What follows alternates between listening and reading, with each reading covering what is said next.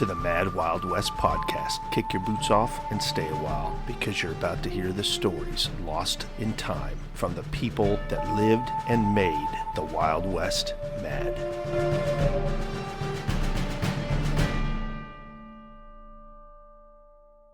Welcome back to another episode of the Mad Wild West. Get your 6-shooters strapped on and load up your rifle, because we're going to take a look today at miners' law in Northern California. When the state couldn't protect them, they protected themselves.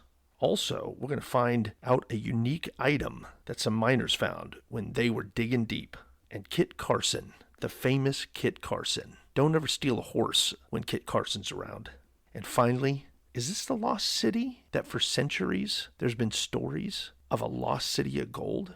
We're going to take a look. Maybe it was, maybe it wasn't, but that's going to be up for you to decide. So let's strap in and get going for another episode of the Mad Wild West. I bet you're wondering right now, who's the lucky advertiser from the 1800s that we are going to feature as our sponsor of today's show? Well, you're in luck, I'm about to tell you. The famous skin remedy and beautifier, Glenn's Sulfur Soap. It's marvelously efficient in cleaning the skin of impurities and keeping it in perfect state of health. It beautifies the complexion, while as a healing agent for sores or wounds, it passes all praise. There is no form of eruptive disease for which this soap has not been proved effective. In the bath, it is as beneficial as the waters of the renowned sulfur springs. The value of sulfur as a cleaning and purifying agent is everywhere recognized, so use Glenn's Sulfur Soap. Has stood the practical test of experience. Its fame has spread beyond the country and has large sales in Europe and South America. It is highly recommended by physicians and is used generally in hospitals for disinfecting and healing any medicament of any kind ever offered to the public. Beware of imitations. Man, I didn't know soap had so many healing properties. Maybe we need to bring that back. Anyway, go out, look, be interesting, see if you can still find it. Glenn's Sulfur Soap. I wonder if it can get blood stains off boots, because there's some bloodshed in today's stories. So sit back and get ready to go back to the past and visit the Mad Wild West. All right, and now for some headlines. What's going on out in the Wild West? This comes from the Weekly Arizona Miner, December 26, 1868. This was actually published in Prescott, Arizona. Headline reads, Indian attack and try to capture a party of whites. Mr. J.C. Dunn, one of the party recently jumped by Indians on the road from Prescott to Skull Valley, gives the following account of the affair which took place on the 18th. We arrived safe and sound in Skull Valley after a closely contested Indian fight of nearly an hour. The fight commenced on the west side of the divide after leaving Mint Valley. Fortunately, I went to a little spring about 50 yards from the road, during which time the team stopped, and Frank Smith, who was in the advance, rode on about 100 yards from where the teams had stopped and saw 2 Indians cross the road. Several shots were quickly exchanged. Frank rode back and gave the alarm. Every man seemed cool and determined. We dismounted to the opposite side from where we were supposed the Indians to be, and drew our 6-shooters, as there was but one gun in the crowd. We started on a slow walk, watching closely every thicket and bunch of brush. We had not gone to exceed 100 yards when the ball opened. The Indians were in 3 squads, the nearest from 20 to 30 steps, the next from 50 to 80, and the other from 2 to 300. They were armed with long-range guns. The shots flew like hail. In the midst of this, we discovered that an attempt was being made to surround us. Quick as thought, the word was given, all aboard, and by a lively application of the buckskin, we succeeded in getting by before they gained their position. The bullets flew fast and thick. They all had guns. Not an arrow was fired. No person was hurt. One of my horses was shot and since died. All they got was one old donkey, and only after he was dead from dragging by the neck, as he got sulky and would not travel, and we cut him loose. The Indians numbered about 50, and nearly all were well dressed. We took them to be river Indians. Our party numbered 6 men: George Wilson, Frank Smith, Mr. Shep of Lynx Creek, Matt Welch, a Frenchman whose name I do not know, and your humble servant. Great credit is due to Mr. Wilson. Okay, here's a quick little headline, and this comes from the Weekly Arizona Miner out of Prescott, Arizona, August 15th, 1868. Says, General Joseph E. Johnston, late of Confederate service, has received a full pardon from the President through the influence of Secretary Seward. This is the first pardon yet granted to a full general in the Confederate service. This is about 3 years after the Civil War. So they actually, looks like that was a full pardon for a general of the Confederate Army. Kind of interesting. And from the same paper, just in case if you need a little helpful hint on how to clean a brass clock. So it says, to clean a brass clock, boil it whole. The water used should be pure rainwater. Dry on a warm stove to prevent subsequent rusting. This plan saves trouble and works well when the only trouble is accumulated dirt or thickened oil. There you go. There's a key. Just put out a bunch of buckets next time it rains and make sure you boil it in pure rainwater. Helpful hints from the past. And what about a little bit of fashion sense and a joke from the same newspaper? Arizona Miner, 1868. So here it is. The latest thing out is the ladies' gator boots with a 25-cent piece screwed into the heels. Okay, interesting little fashion tip from the Wild West. And here's the joke of the day they give back in 1868. I don't know how this would fly in today's newspapers, or online, I should say. It says, a crusty old bachelor says that Adam's wife was called Eve because when she appeared, man's day of happiness was drawing to a close. Ooh, oh man. All right, I don't think that would fly today, but there you go. That's some of the things that were going on and some thoughts from the past. Now we're going to take a look at a couple stories of what happens when you're caught stealing in the Mad Wild West. In 1854, when I was ranching about 20 miles from Sacramento City, 2 cases of mob law occurred.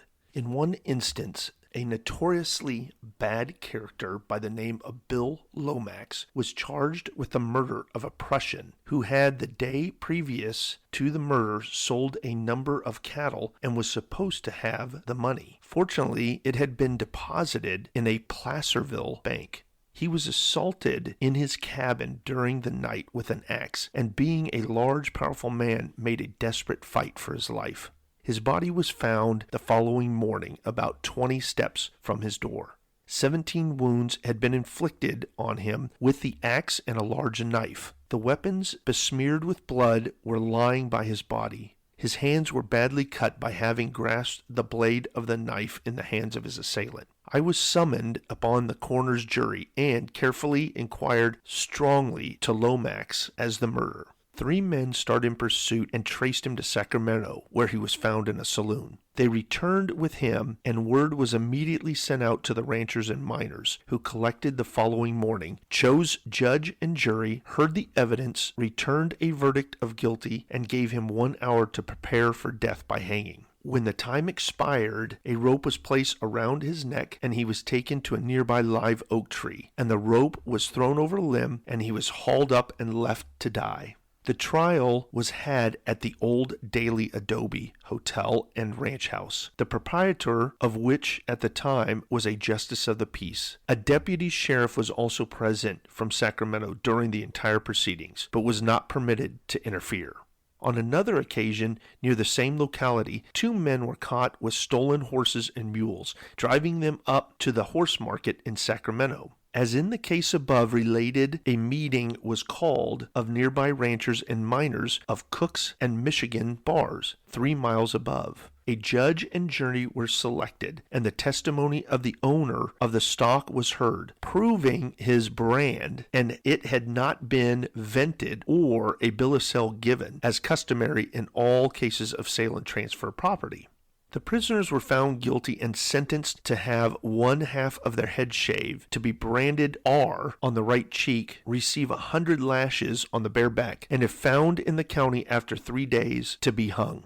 One of them, a fine-looking man, well-dressed and gentlemanly in appearance, begged to be hung instead of receiving the penalty prescribed by the jury. After being stripped to the waist, they were lashed to a tree, and an Indian employee was ordered to do the whipping with a braided rawhide rita. Such was used for lassoing stock. A committee was appointed to see that the lashes were properly laid on. One of the committee was a Presbyterian deacon of a large property interest and a ranch owner. After administering 50 lashes, the committee decided to remit the balance, as the men were unable to bear the torture. It looked cruel and inhumane, and not all eyes among the spectators were tearless. The groans of the culprits broke the deacon all up, as the quivering flesh turned black under every stroke of the rita. This method of administering punishment in those days was sanctioned by the best element in the country, and so far as I observed, the trials were conducted in orderly manner as usually prevails in more pretentious legal proceedings.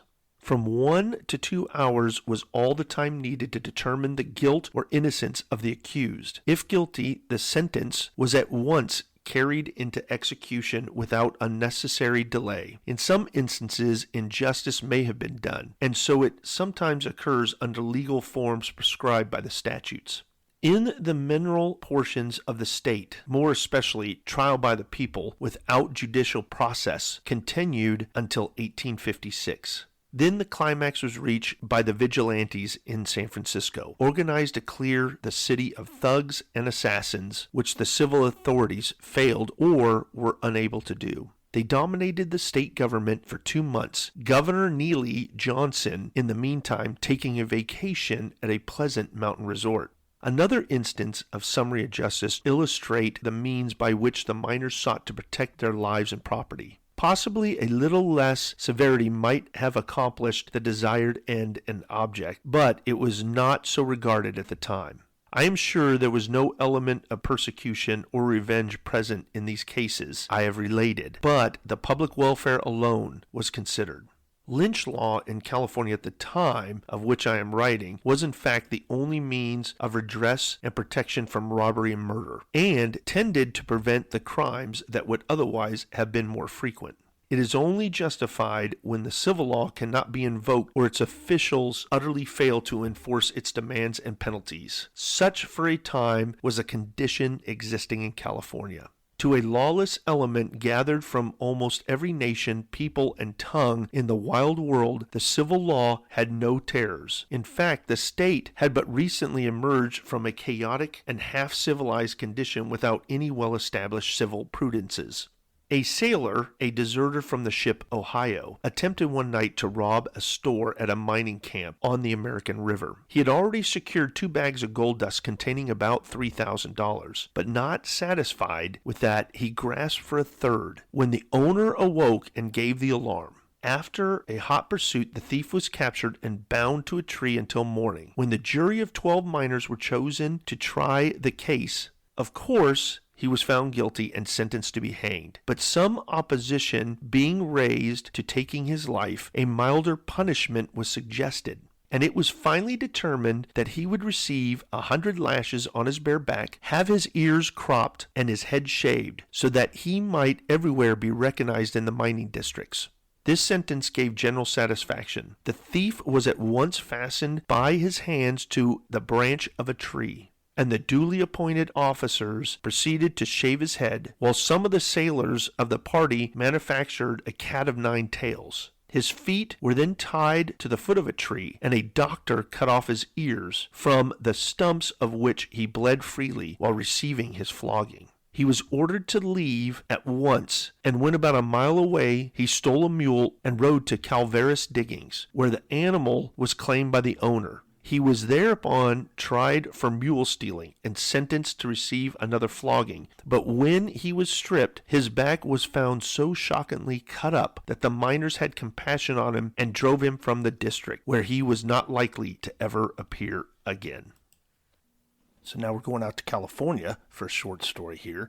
Digging mines isn't always digging up gold and silver or copper. sometimes they come across stuff a little bit unique. This is found in a book from 1860s. It's called The New West. It's a little bit different what they expected to find when they were digging a mine and digging for gold. It is well known to geologists and to miners that a period as measured by historical records immensely remote, the Sierras, were the scene of a wide extended volcanic action and disturbance.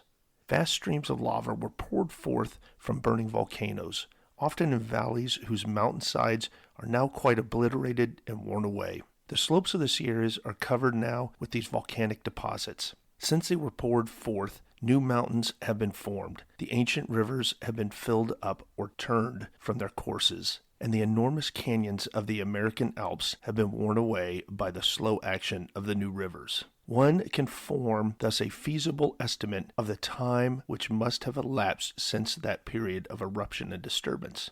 And yet, even in the vastly ancient period preceding this, in California, there is reason to believe that man existed at the same time when rhinoceroses, camel, or species allied to it, in an antiquity far beyond that of the flint makers of Abbeville and other outreaching of human estimates of time. These are the facts. A human skull was found in a shaft sunk on a mining claim at Altaville, near Angelo, Calaveras County, California, by a Mr. James Matson. Mr. Matson states that it was found at the depth of about 130 feet in a bed of gravel 5 feet in thickness, above which are 4 beds of consolidated volcanic ash, locally known as lava. These volcanic beds are separated from each other by layers of gravel, described as thus. And he's got in here just a little bit of a graph here, and I'm going to read it real quick. It says black lava, 40 feet thick, gravel, 3 feet thick, light lava, 30 feet thick, gravel, 5 feet thick, light lava, 15 feet thick, gravel, 25 feet thick, dark brown lava, 9 feet thick, gravel, 5 feet thick, red lava, 4 feet thick, and red gravel, 17 feet thick, total of 153 feet. The skull was found in bed number 8, just above the lower stratum of lava. It was covered and partially encrusted with stony matter. The portions preserved are the frontal bone, the nasal bone, the superior maxillary bone of the right side, the mylar bones, a part of the temporal bone of the left side, with the mastoid process, and the whole of the orbits of both eyes. The base of the skull is embedded in a mass of bone and small pebbles of volcanic rock encrusted with a thin layer of carbonate of lime. It is now disposed in the office of the State Geological Survey. To the most superficial eye, it has a remarkable resemblance to the skull of a Digger Indian. The same rather elevated frontal region and yet large cerebellum, making the animal organs prominent, though showing no marked deficiency in the intellectual process. The facial angle is fair, the same width between the eyes and overhang process over them, and the same remarkable width between the parental bones in the transversive diameter of the skull, a similar height of the cheekbones, with large and square orbits and wide nasal orifice. The most remarkable feature of the skull was its great thickness of its bone covering. Otherwise, it was by no means a low or degraded type. The fact in regard to the discovery of the skull stated above were given in a paper by Professor J.D. Whitney, read before the California Academy of Sciences. He states, however, that the purpose visiting the locality itself and seeing the exact place in which this interesting relic was discovered. I visited the neighborhood, but I learned that the shaft was still full of water and therefore could not be examined. Subsequently, the skull was examined by Dr. Wayman, and on clearing away the mass of gravel and dirt which filled the cavity, there were taken out 2 other bones, the lower end of the left fibula and an end of a sternum bone, all perhaps of the same skeleton. Also a fragment of human tibia, too small for this skeleton. The gravel was cleared away from the skull, and the lower jaw isolated and cleaned. The skull had been fractured by violence. The teeth process showed it was belonging to an old person, but it was uncertain whether the skull was long or broad. The teeth of a mastodon had been found in the same deposit. As confirmation of the truth of this discovery, Dr. C.F. Winslow writes in the Journal of Science, November 1868, that he had sent the Boston Society of Natural History in October of 1857 a fragment of a human skull found at 180 feet below the surface of the Table Mountain in the volcanic deposit. Few facts then having been ascertained in regard to the human antiquity, the discovery attracted no attention. Even if this skull, by some accident, should have been dropped into the deposits, which is exceedingly improbable, it belongs without a doubt, then, to another ancient period, just succeeding the volcanic eruptions, in whose remains many human implements, such as stone mortars and flint arrowheads, have been found.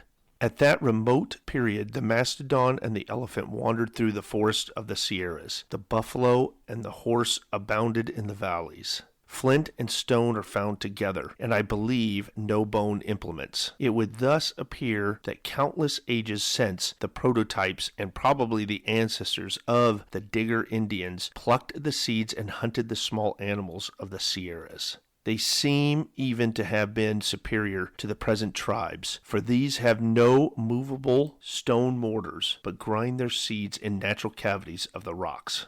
This skull, if different, is probably superior to the skulls of the average modern Indian of California. For centuries beyond reckoning, this low and degraded tribe has lived in a state of unchanging barbarism suited to its surroundings, and therefore continuing to exist. There is nothing in this opposed to the Darwin hypothesis, as is assumed by some.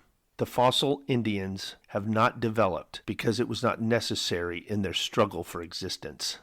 There you go. Not always gold is found in California when you're digging a mine. Sometimes it's ancient relics from the past. Here's a great notable story that's written from a pioneer. This happened 1840s out in California area. It says, after reaching the upper Humboldt River, I again came into contact with the celebrated Kit Carson, who, with his wife and several Spaniards in his employ, were on their way to California from New Mexico with 400 sheep intended for market. They were the coarse woolly variety and only suitable for mutton. On one occasion, while camped near a party of immigrants, a number of horses were stolen from the latter by the Indians. The company included several women and children, and their condition at once elicited the sympathy of Kit, as he was known by. Taking 3 of his men, he soon struck the Indian trail and followed it until nightfall, when upon ascending a low elevation, he discovered the Indians in camp but a short distance away. Their fires were burning briskly, and one of the stolen animals was already killed, with which they were preparing to celebrate with. The party consisted of about 20 braves. Kit and his men concealed themselves until they began their feast. Not apprehending danger near, they had carelessly laid aside their arms. At a given signal from Kit, with savage yells and a rapid discharge of their guns, they rushed upon them, when the Indians fell over themselves and each other in making their escape, and those who were not killed or wounded disappeared into the darkness. The animals were quickly loosened and rushed in the direction of the immigrant camp, where they arrived at daylight. All stock returned except one, to the great joy of the owners, and it enabled them to pursue their journey. The services of Carson had been rendered many times in similar cases. The Indians in this instance would not have known whether they were attacked by 4 men or 400. We traveled and camped together along the alkali plains bordering the Humboldt, across a sandy 45-mile desert to Carson River and Valley, both named in honor of Kit, until reaching a delightful spot about 30 miles up the eastern slope of the Sierras, with plenty of grass and cold mountain water. Here we remained 3 weeks. During our stay in this little Eden, one of Carson's Spaniards and myself crossed the mountain to Hangtown, now Placerville, about 75 miles, for supply of provisions. The December following, I met Carson for the last time. He having disposed of his sheep at $12 per head, I bade him goodbye, as he started on the return trip to his home in New Mexico by the way of Los Angeles and Yuma. Carson was a companionable and honorable as he was brave and of a modest and retiring disposition. At the breaking out of the Civil War, he was commissioned colonel and remained in the employ of the government until his death, which sad event occurred at Fort Lyons, Colorado, where he was in command. As one writer remarked when his death was announced, to one who knew him, no formal eulogy is needed upon the man who was the most perfect specimen of a hunter, a scout, and a skillful, loyal soldier that ever wore moccasins or filled the stirrups of a trooper. I have knowledge of the death of only 3 other noted guides, hunters, and trappers whom I have mentioned in these papers. All were among the most trusted of Fremont's men during his explorations. Gotti died a few years back in Bakersfield, California. The circumstances of death of 2 others were related by Carson himself. At the time hostiles commenced in California, and just before the raising of the Bear flag, Fremont and his party were on their way to make some explorations in Oregon and were camped on Klamath Lake, near its southern boundary. Carson says Colonel Fremont remained up and kept a large fire burning until after midnight. The rest of us were tired out and all went to sleep.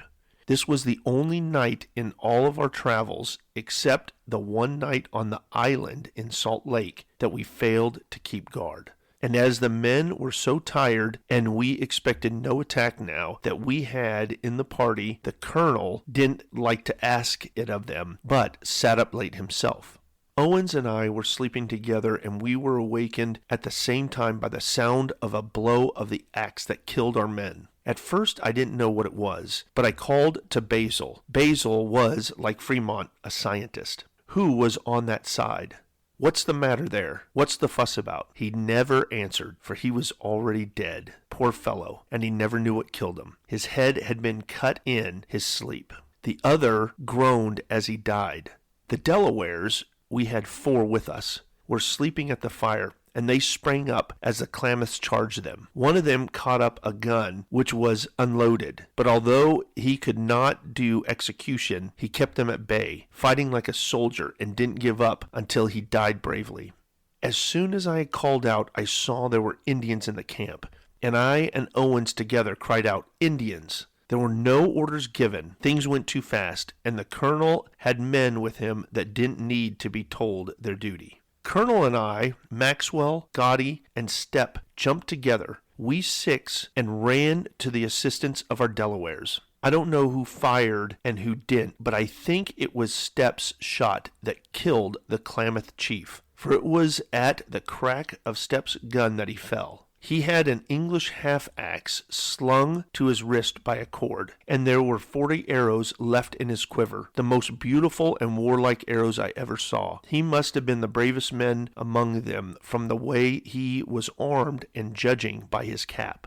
When the Klamaths saw him fall, they ran, but we lay every man with his rifle cocked until daylight, expecting another attack. In the morning we found by the tracks that from 15 to 20 of the Klamaths have attacked us. They had killed 3 of our men and wounded 1 of the Delawares, who scalped the chief whom we left where he fell. Our dead men we carried on mules, but after going about 10 miles we found it impossible to get them any further through the thick timber, and finding a secret place we buried them under logs and chips, having no way to dig a grave. It was only a few days before this fight that some of the Indians had come into our camp, and although we had only meat for 2 days and felt sure that we would have to eat mules for 10 or 15 days to come, the colonel divided with them and even had a mule unpacked to give them some tobacco and knives. 2 days later, as the party retraced their way into California in response to orders from Washington that had reached them by Lieutenant Gillespie, they came to a village of more than 100 Klamath warriors. In the encounter which followed, Carson's life was continually exposed. As they galloped up, he was in advance. When he observed an Indian fixing his arrow to let fly at him, Carson leveled his rifle, but it snapped, and in an instant the arrow would have pierced him had not Fremont, seeing the danger, dashed his horse on the Indian and knocked him down. "I owe my life," said Carson, "to those two, the colonel and his horse, Sacramento." Sacramento was a noble California horse which Captain Sutter gave to Colonel Fremont in 1844, and which twice made the distance between Kentucky and the Sacramento Valley, where he earned his name by swimming the river after which he was called at the close of a long day's journey. Okay, this next story, I'm leaving it up to you if you think this is true or not. I will say this is written by a Major Horace Bell. He was in California during early times, mid-1800s, and he writes about all his different experiences. But this is an amazing story here, and it's a little different, so take it for what you will. This is taking place just north of Los Angeles, so here we go.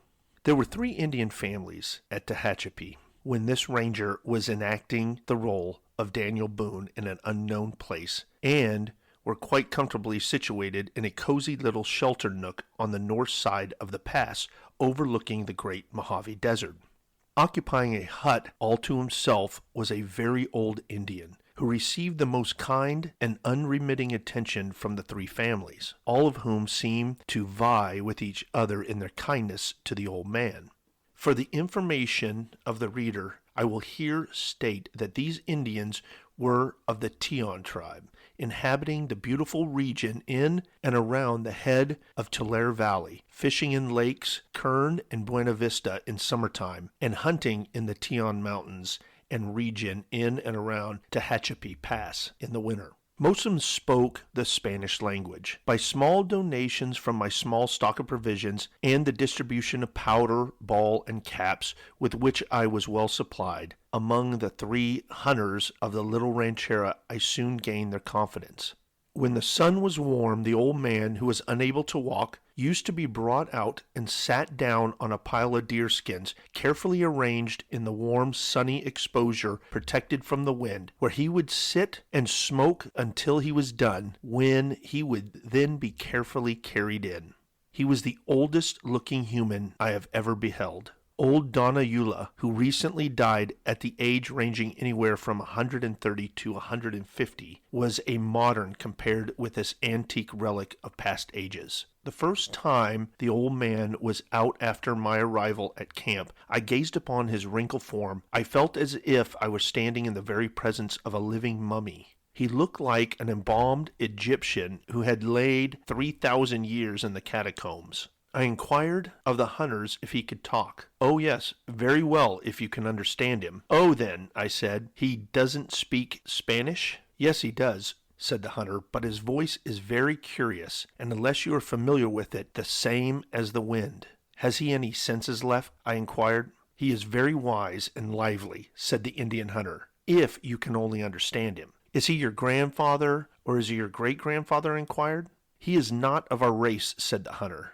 "Who and what is he then?" I again inquired, beginning to feel an interest in this sublime and bent monument of antiquity. The hunter, who was an intelligent fellow, went on in his pretty good Spanish to inform me that the old man, who claimed never to have been married and to have no living kin in the wide earth, was, according to his statement and the belief of the Indians, to be the last of a race of civilized Indians who once inhabited and cultivated the beautiful Mojave until that valley of perpetual bloom was submerged by a whirlwind. I then bethought me, if this old man can only talk and I can only learn to understand him, what a world of information can be derived as to the prehistoric people, if any, had inhabited the desert of the Mojave. So at once I put myself in a way to open communication with the ancient relic of a bygone race.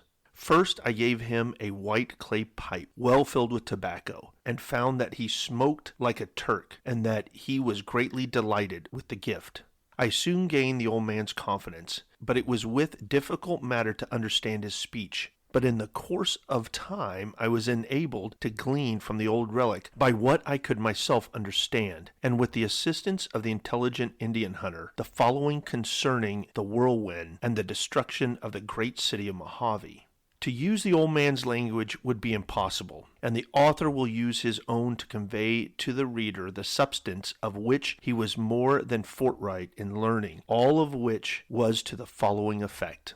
The Great Plains spread out before us as we look at the rising sun was, when my grandfather was in prime of life, and when my father was yet an infant, a valley of perpetual bloom, inhabited by a dense population of highly civilized people, who lived by agriculture and manufactures.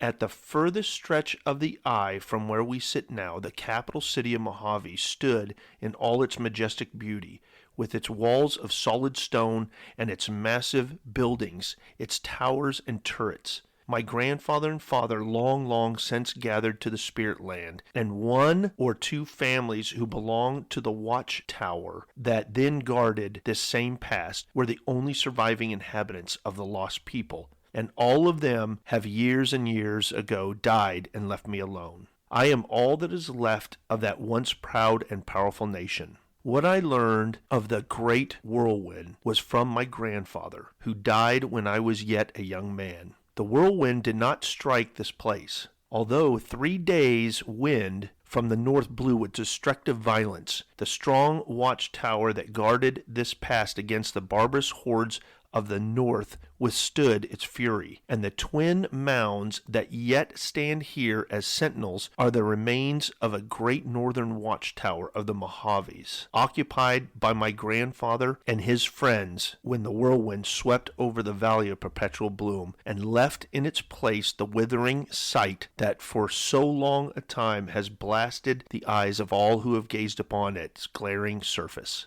As I said before, all beyond us to the setting sun was then barbarism, and my grandfather, who was here, said to this effect: For 3 days the wind blew with terrific violence from the west. For 3 days the wind blew from the north with a fury that shook the foundations of the mountains that now surround us. Then for 3 more days it blew from the east, and 3 days from the south. The whole world seemed to be falling to pieces. The mountains rattled in their sockets like teeth in an ancient skull. Then the 4 winds roared together in a grand conflict. The whirlwind lifted up the rocks and ground them to dust. Great cliffs were torn to pieces and driven in gyrating circles until reduced to powder, and filled the air with dust until the sun was obscured, and darkness fell upon the face of the earth. The world seemed to be going back into chaos. Then the thunders of heaven joined in appalling commotion, and the universe seemed to be in the last throes of dissolution, and that general annihilation was at hand. As at last final effort of enraged nature, the floodgates of heaven were opened, and rain fell like the pouring out of an ocean. The flying dust returned in mud and settled upon the earth. The darkness passed away and revealed a sight too dismal for contemplation. The valley of perpetual bloom lay before us like a blackened and hideous corpse. The walls and towers of the great city of Mojave reared their desolation above the ruin in silent mourning over the buried multitude, and the whirlwind had performed its mission of fell destruction. When the renowned and pious father of all the missions of California, Padre Sierra, was at San Gabriel, he was so impressed with the belief that the great city existed somewhere on the east of the Sierra Nevada that after a vast amount of persuasion he induced some of his Indian converts to accompany him in search of it. In using the word persuasion, I would here remark that the mission Indians always had a superstitious awe regarding that mysterious region. Tradition has had it that the good father with his neophyte guard came in sight of a large magnificent city on the Mojave Desert, that he journeyed toward it but got no nearer, and being seized with superstitious fear of the Indian companions, hurriedly retraced his steps to San Gabriel, declaring that the city he saw was a mechanization of the devil to lure him from his missionary labors among the heathen. Now as to whether the good father was deceived by mirage, or that he did actually behold a real city, and was deceived by false appearances as to distance, we are not permitted to imagine. But it is well-known fact that in the great purity and clearness of the desert atmosphere, the distance of 20 miles seems less than 1. The tradition exacted the poetical genius, and with the following from him we drop the curtain, the dark mystery that broods over the lost people of the Valley of Perpetual Bloom. There you go, folks. Maybe that's was maybe the lost city of gold? I don't know. It would be interesting to do some more research on Mojave, and I'll see what I can dig up. Maybe in future podcasts we can come back to that. But if you're ever out that way, maybe it's worth kicking over some rocks and seeing what you can find in the Mad Wild West. I hope you enjoyed this week's episode and the crazy stories. And until the next episode, keep your horses tied up. Thanks for listening.